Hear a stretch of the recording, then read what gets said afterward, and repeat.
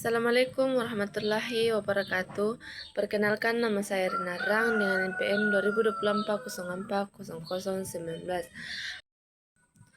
Baik, pada kesempatan ini saya akan mempresentasikan tentang materi mengenai arsitektur dan data warehouse dengan implementasi menggunakan MySQL dan Pentaho. Yang pertama saya jelaskan yaitu konsep data warehouse. Data warehouse merupakan tempat penyimpanan data yang menggabungkan data dari berbagai sumber untuk keperluan analisis dan pengambilan keputusan. Data warehouse memiliki 4 karakteristik utama, yaitu subject oriented yang berfokus pada subjek tertentu, integrated yang menggabungkan berbagai sumber data, team-fired yang menyimpan data historis, dan non-fatly yang berarti data yang sudah masuk tidak mudah diubah dan dihapus. Yang kedua saya jelaskan yaitu komponen arsitektur. Arsitektur data warehouse terdiri dari 5 komponen utama. Yang pertama adalah data source layer sebagai sumber data. Yang kedua ETL layer yang bertugas mengambil, mengelola, dan memindahkan data. Ketiga, data store layer sebagai tempat penyimpanan data warehouse. Keempat, presentation layer menampilkan laporan dan dashboard. Dan terakhir, metadata. Metadata layer menyimpan informasi mengenai struktur dan aturan data. Yang ketiga saya jelaskan yaitu diagram arsitektur. Diagram ini menunjukkan alur kerja data warehouse. Proses ini dimulai dari sumber data seperti database, file CSV, Excel atau API. Selanjutnya data diproses melalui ETL menggunakan Pentaho yang melakukan extract, transform, dan load. Setelah itu, data disimpan ke dalam data warehouse MySQL.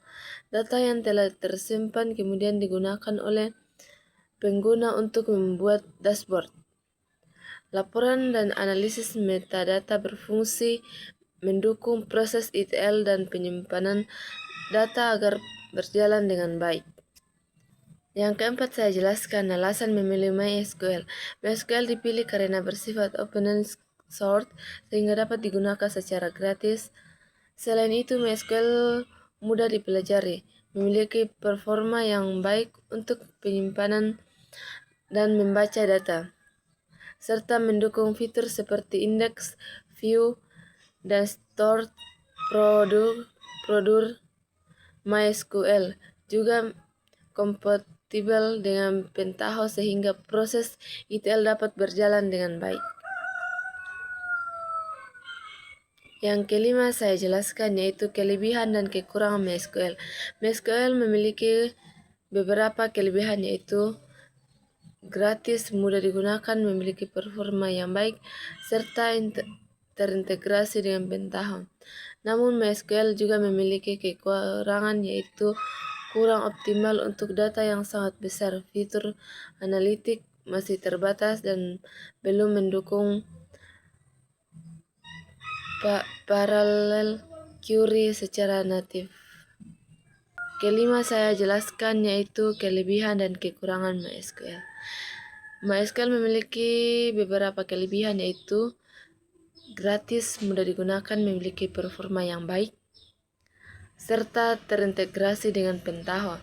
Namun MySQL juga memiliki kekurangan yaitu kurang optimal untuk data yang sangat besar. Fitur analitik masih terbatas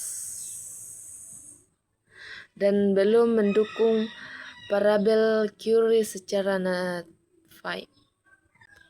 Yang keenam saya jelaskan itu Pentaho Data Integration.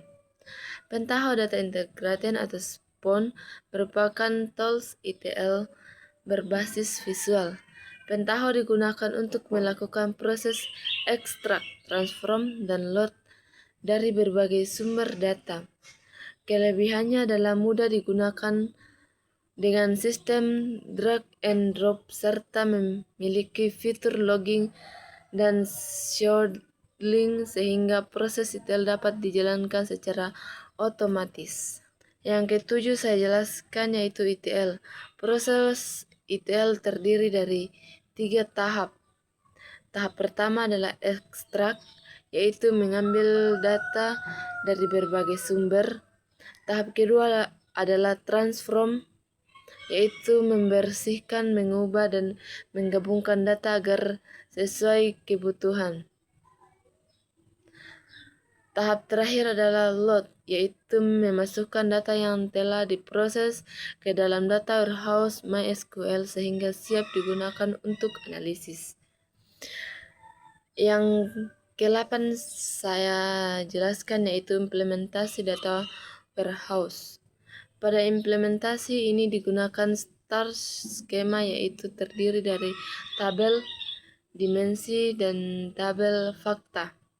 Data proses menggunakan Pentaho kemudian disimpan ke dalam MySQL agar perform tetap baik. Dilakukan optimasi seperti penggunaan indeks, partitioning, dan backup database secara berkala. Sebagai kesimpulan, MySQL dan Pentaho merupakan solusi yang tepat untuk membangun data warehouse karena bersifat ekonomis, mudah digunakan, fleksibel, dan saling terintegrasi. Implementasi ini dapat membantu proses analisis data sehingga pengambilan keputusan menjadi lebih cepat dan efektif. Demikianlah presentasi dari saya yang dapat saya sampaikan. Terima kasih atas perhatiannya. Assalamualaikum warahmatullahi wabarakatuh.